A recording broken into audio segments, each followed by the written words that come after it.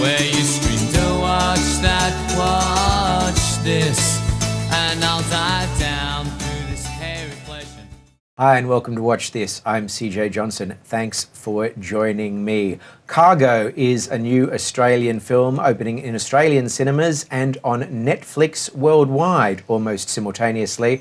It's been co-directed by Yolanda Ramke and Ben Howling. They developed the story together. Yolanda wrote the screenplay and they've joined me on the couches. Hi guys. Hello. Hey, how are you? Thank you very much for coming on Watch This. Pleasure. Stop the car! Let me out! You have to take her. What do you mean? You have to What are you take talking her. about? I'm here, all right?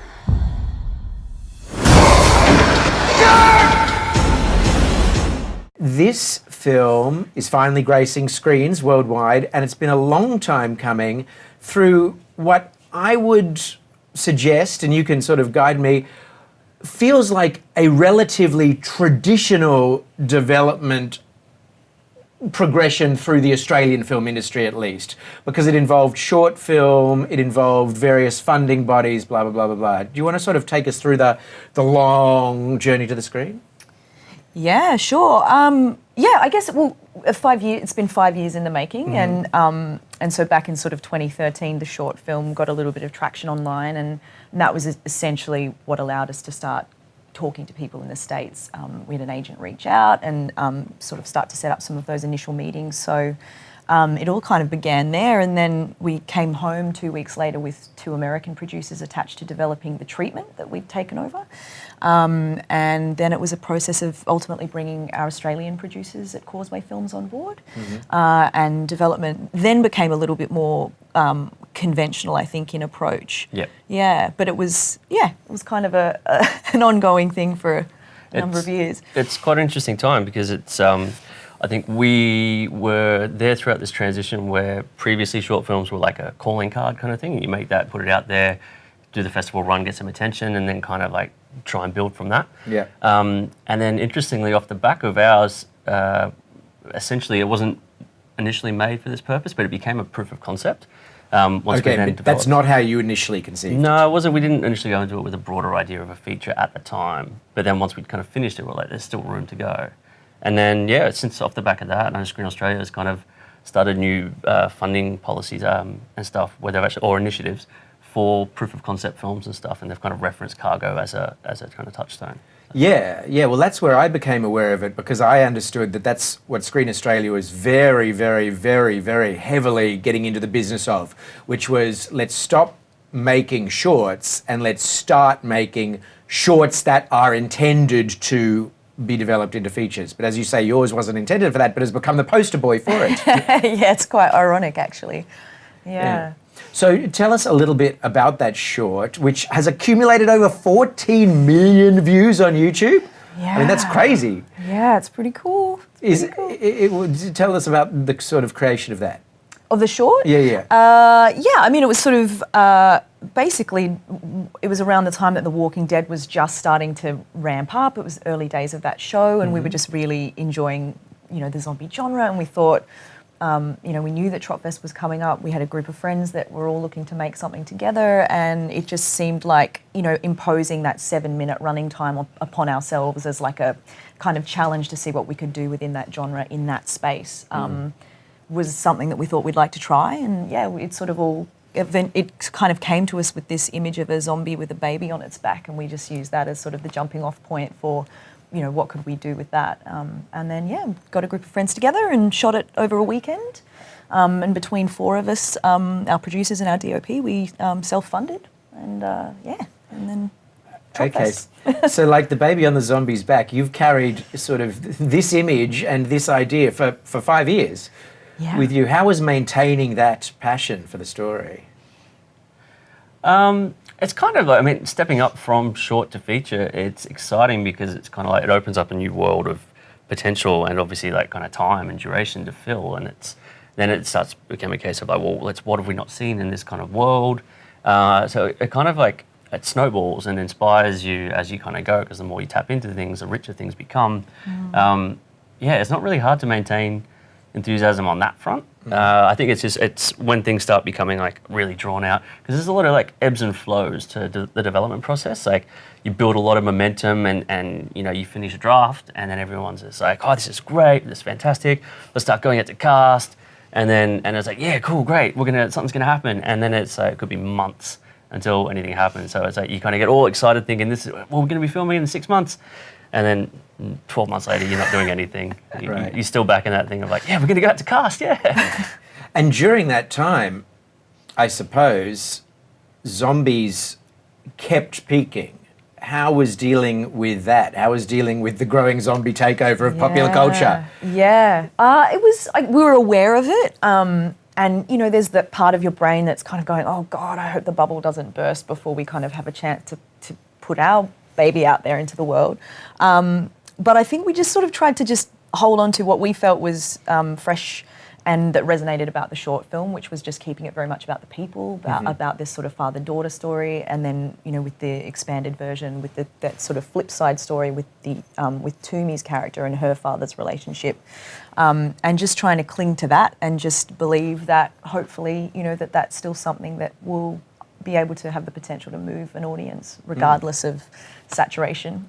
Yeah. Okay, so in terms of what you've come up with and the tone, tell us about how you arrived at the tone, because on the one hand you have zombies, but on the other hand, as you say, what you're really sticking to, what you're emphasizing is the emotional stuff, as opposed to, for want of a better word, I don't know, the violent stuff or the gory stuff or the genre stuff. So how did you balance those? Were you constantly in conversation with yourself about having to give a little to them to be able to do a little bit of ours? You know what I mean?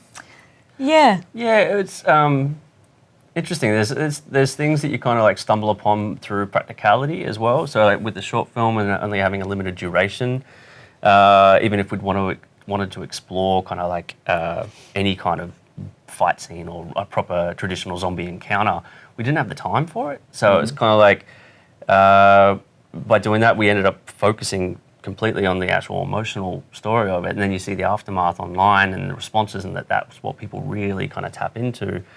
So then when it comes to the feature, it's kind of like, well, we know that's the heart of it. So we'll hang on to that. And then it is becoming a case of like, but we are making this for an audience that kind of like, you know, love zombies and stuff. So we want to kind of give them a little something to hang on to. So, yeah. Did you feel pressure, I suppose, I'm wondering? Did you feel pressure from the genre and everything the genre demands, from the fans, from other people asking you to push it more in that direction?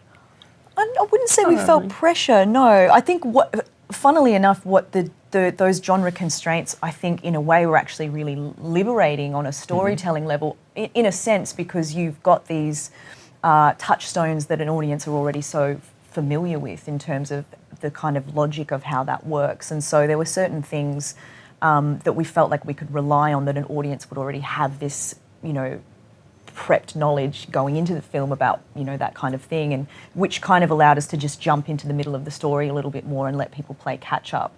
And so then it was a case of just trying to pepper in, you know, a few hopefully unique elements in terms of how our zombies kind of operate and are presented in the film. They're coming.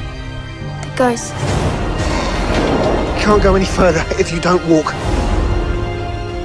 Time is there. Every second that we are going.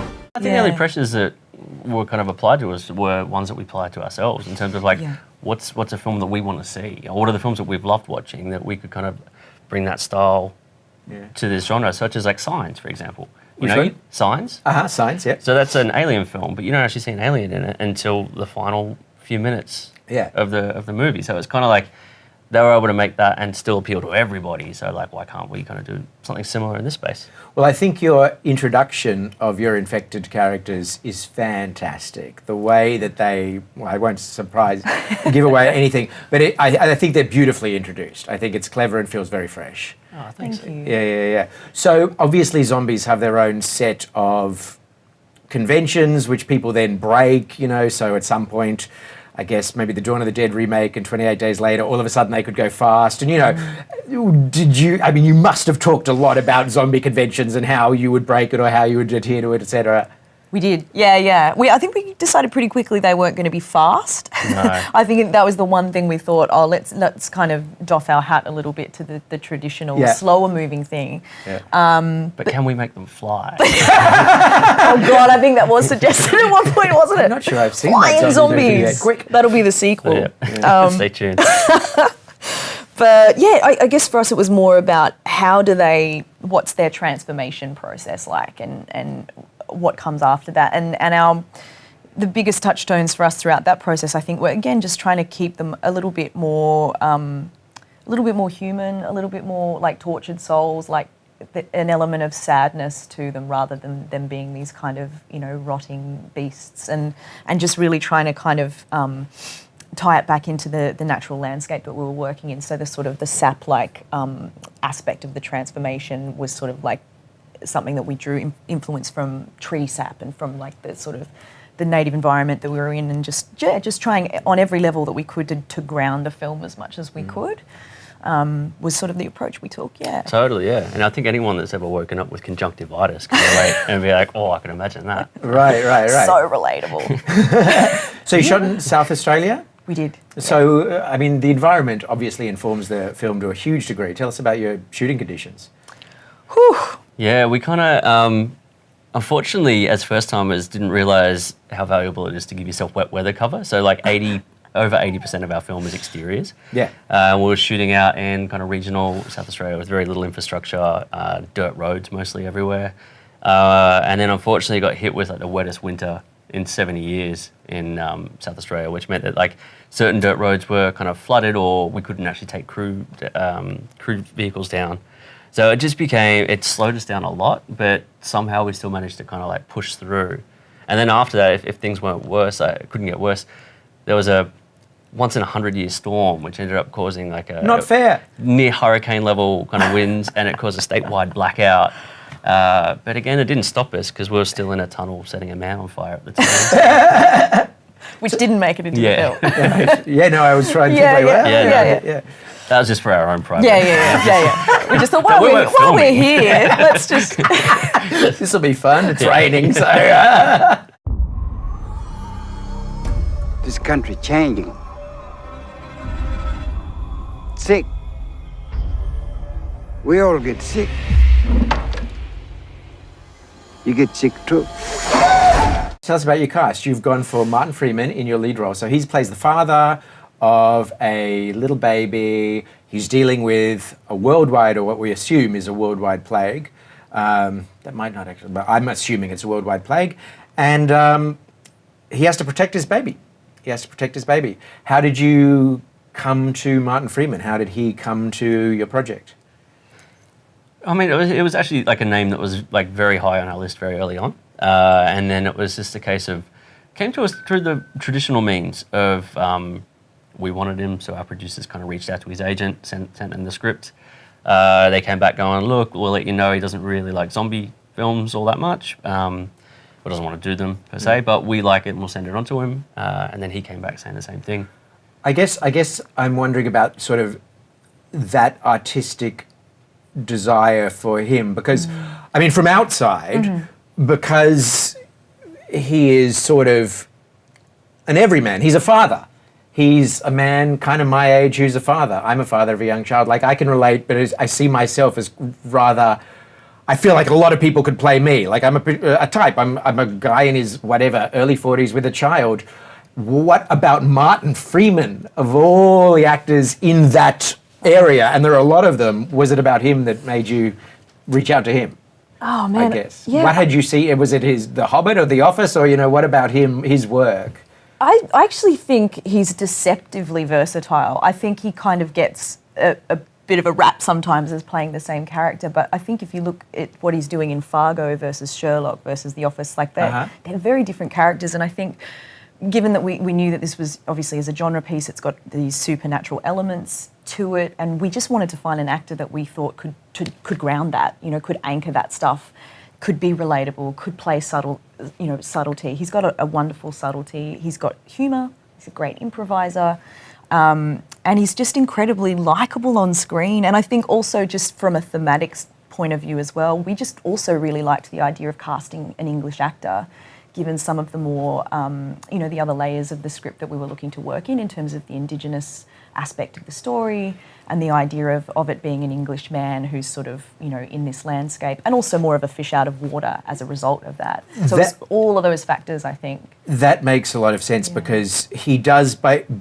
his Englishness, and you sort of, at some point in the film, you click that he hasn't been here that long, and therefore he can ask questions of the Indigenous characters that are more naive than if they were coming from me, or if they were coming from someone who lived in this country for 40 years. Exactly. Yeah. So let's talk about the Indigenous characters. That's a new vibe since the short film, yeah? And in being so, it's a whole massive new dimension to this film. Yeah.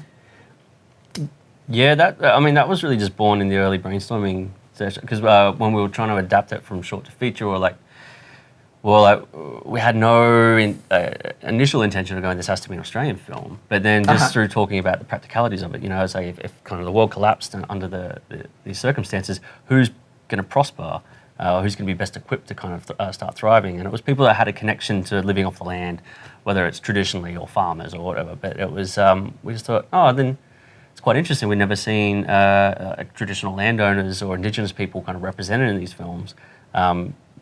Let's explore how they kind of respond.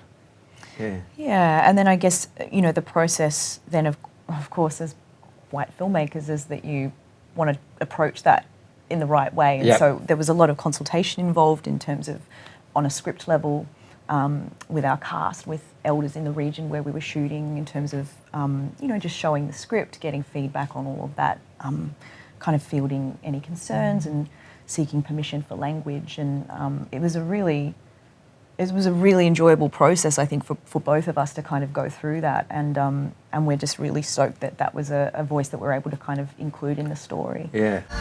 There is a family by the river. I don't know if they're still alive. You don't know anything. You're just a stupid gubber. That wasn't your dad anymore. I would like it if you came with us. I gotta find the clever man. If you're sick, he can give you good medicine. It's this way. And so finally, what sort of films, you mentioned that this genre was sort of where your two Venn diagrams of genre kind of met. What were the variations of this genre film that sort of inspired you and that you might have drawn influence from, or decided that you needed to be in opposition against? Or I think it's kind of, we obviously love zombie films in general, and around the time that we came up with the initial kind of short film concept, that was off the back of Walking Dead Season 1 being out, and what Frank Darabont had done with that by, bringing the kind of traditional slow-moving zombies in and just playing with suspense and character a lot more. That was probably really what kind of like ignited us. And then going into development, it was less about actually trying to what are zombie film touchstones that we can tap into. It was more about what kind of just films do we like outside of that genre that we can play into. So things like District 9 that have, that's an alien-based thing, but it's also layered with social commentary, a lot of heart to it. Things like Children of Men, again, dystopian future, but character-based, a lot of heart. Signs, again. And that was kind of like more, we were looking like, how can we take these elements and kind of smash them into a zombie world? Right. And what about that houseboat? That's a nice houseboat. Were you actually shooting on the houseboat when we were on the boat? Yes, we did. We shot that. Our first week actually was a 6-day week on the water, which we were advised would be a terrible idea as a first week of filming, just because it's such slow going when you're out on boats. Yeah. But I think just we really liked the idea of letting the actors as chronologically as we could with our schedule. We wanted to kind of do that, particularly for Martin and Susie's characters. That was our first week of shooting, and we were out on the middle of the Murray River, and the abiding image of our first day of filming was literally having everybody on this boat and maiden voyage, and we're like, here we go, making our first feature. Oh, how exciting! And we kind of backed out, and we got to like not far, and everyone just sort of went. We all just felt this boat starting to sway, and people were like, "Oh, like correct." and everyone kind of scattered around the boat Everyone and just runs to the other side, and then it starts tilting back the other oh, way. it was ridiculous. And there was a bit of panic in the AD without losing his cool. Was like, and return to the shore, Return please. to shore, return to shore. And so we balanced everyone as ballast in different corners and stuff like that, and then found out there was never any risk of the boat going over. Yeah. They had this really unconventional kind of like The pontoon pontoons. system underneath, Yeah. which meant it would kind of like rock into corners and stuff. And so then from then on, we had to just be as skeletal on that boat as possible and basically keep everyone on this other support boat that we had. So. Did you know these boats existed, or did you write the boat and then hope that the right boat was in South Australia, or? We knew houseboats were around. Yeah, we figured the river, it was a pretty safe bet, Okay. or that we'd be able to get one there. And it just made sense to us. I mean, we also thought like landscape-wise and aesthetically it'd be really beautiful, but it kind of made sense, we thought, to kind of take to the water in a situation like this. It just felt like logically a safe thing to do. Yeah. You do, and you're like, they just stay there. Yeah. Well, it's a very exciting film, and of course now you're launching in this very, very exciting way because you're going theatrical in Australia, and in the rest of the world you're going Netflix, almost day and date, not quite, but very, very, very, very close. Has that been a factor for you guys at all in terms of your lives? Have you had any dealings with Netflix, or is that all other people, or what has that sort of represented to you? We haven't really dealt directly with Netflix too much. Our producers were kind of like, I guess, the mediums for that. But then Netflix were like really very supportive and very quite hands off. They obviously had notes and great feedback and stuff at certain points. But They came in with notes, did they? after certain, we'd complete whatever our first cut and then send it through and then kind of get notes from that point. And it's always great getting notes from as many people as you can, so, just to know how it's landing. They were just incredibly supportive on that front. Yeah, and just off the back of, coming back from screening the film at Tribeca, and Netflix, we're very supportive of that, approach as well to the launch. And I think it's just, in terms of making that decision to go that way, it just seemed like such an obvious choice, given that that's what we and all of our friends are watching. And in terms of, like getting a film in front of as many eyeballs as you can, which is essentially the goal as a filmmaker. Yeah. I mean, you can't do much better than a platform that has like 190 different countries covered, in their distribution. So, and then you get the cherry on top of getting the theatrical release here, so you still get to kind of scratch that traditional itch of going like, people get to watch it in the cinemas. So best of both worlds. Terrific. Yolanda, Ramke, Ben Howling, thank you very much for coming on Watch This. You can see the original Cargo on YouTube, push it up above 17 million views, and you can find Cargo, the motion picture, the feature-length motion picture, on your cinema screens in Australia or on Netflix worldwide. You've been watching Watch This. Take care.